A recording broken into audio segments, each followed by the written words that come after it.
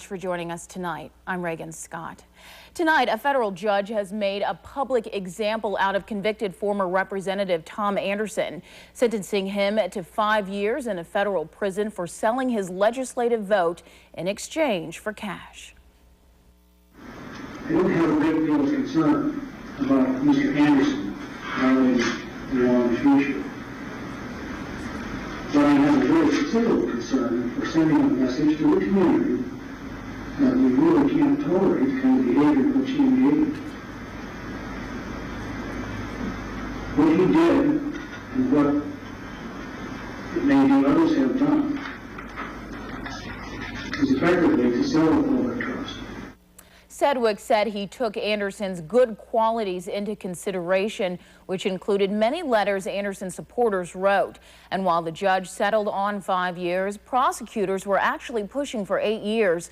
Anderson only thought he should have served 3 years. Because what he did was very wrong, and he needs to be punished for that.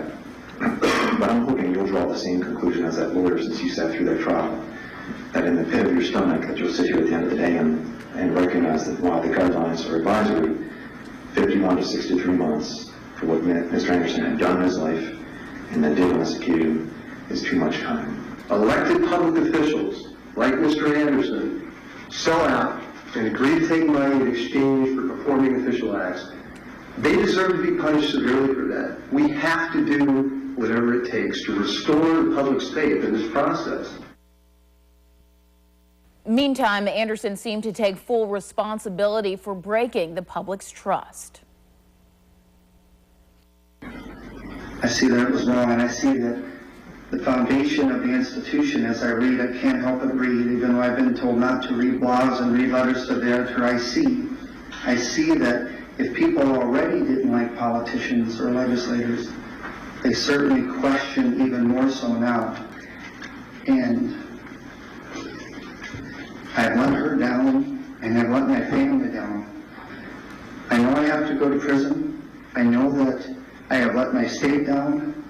All I can ask you is to recognize that I know. You'll remember Anderson was convicted in July on 7 federal conspiracy and bribery charges. He took nearly $24,000. He thought the money was coming from private prison company Cornell. Well, it was really FBI money funneled from their informant, who was also under a Cornell contract. Cornell officials were never aware of the investigation. And because of Anderson's conviction, he can never practice law again. He'll have to serve 4 of the 5 years, then 2 years probation. Vic Coring's public corruption trial, by the way, starts on Monday. Well, some people feel Anderson's sentence was simply too long, but others feel it wasn't long enough. What do you think about the sentence for Anderson?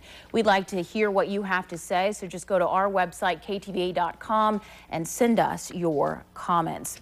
Tonight, friends and family